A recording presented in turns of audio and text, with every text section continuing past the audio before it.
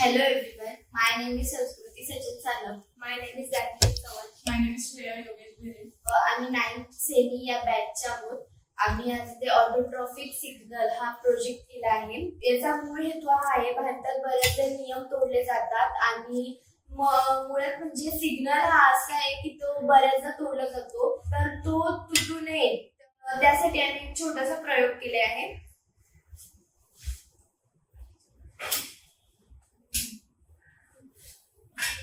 जेव्हा दोन साइडच्या लाईट ज्या रेड असतात तेव्हा बॅरिगेड्स जे आहेत ते वर येतील अशा प्रकारे.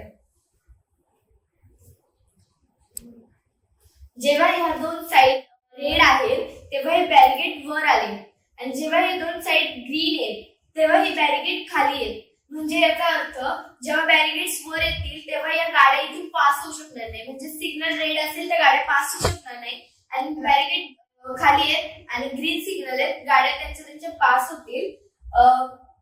मूळ हेतू आहे की बॅरिगेड वर आल्यानंतर कोणतीही गाडी तिथून जाऊ शकणार नाही किंवा तिथे पास होणार नाही, त्यामुळे नियम तुटणार नाही. बऱ्याचदा सिग्नल तुटल्यानंतर फाईन मारली जाते, पण नियम तुटतो असा टॅग लागतोच की नियम तुटला, त्यामुळे नियम तुटूच नाही. कोणत्याही परिस्थितीत हा नियम तुटू नये म्हणून हा छोटासा प्रयोग आम्ही केलेला आहे. इन केस कधी कोणाला इमर्जन्सी असली किंवा काही पटकन जायचं असेल जसं की ऍम्ब्युलन्स, फायर ब्रिगेड, त्याला इमर्जन्सी कुठे निघायचं असेल आणि रेड सिग्नल आहे, ते ऍम्ब्युलन्स आहे, तिला जायचंय, इमर्जन्सी आहे, तर इकडे सर्व्हिस रोड आहे जे टर्न घेतात त्यांच्यासाठी एक साइड सर्व्हिस रोड असतो. त्या सर्व्हिस रोडचे गेट ओपन होते आणि ऍम्ब्युलन्स तिथून जाईल, पण त्या तेवढ्याच कालावधीसाठी आणि त्या एकाच गाडीसाठी फक्त गेट्स ओपन होतील, आयदर ते बंद असतील.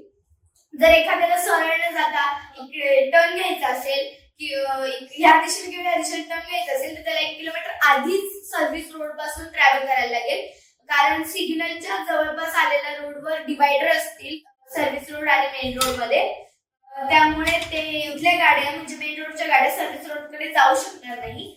आणि ह्या सगळ्या प्रोजेक्टमुळे सिस्टमॅटिक आणि सगळं व्यवस्थित वाहतूक मार्ग आहे ती राहील. आणि याचे ऍडव्हान्टेजेस हे आहेत की वाहतूक म्हणजे जी सिग्नलवर असणारी कोंडी, वाहतूक कोंडी ही जास्त राहणार नाही.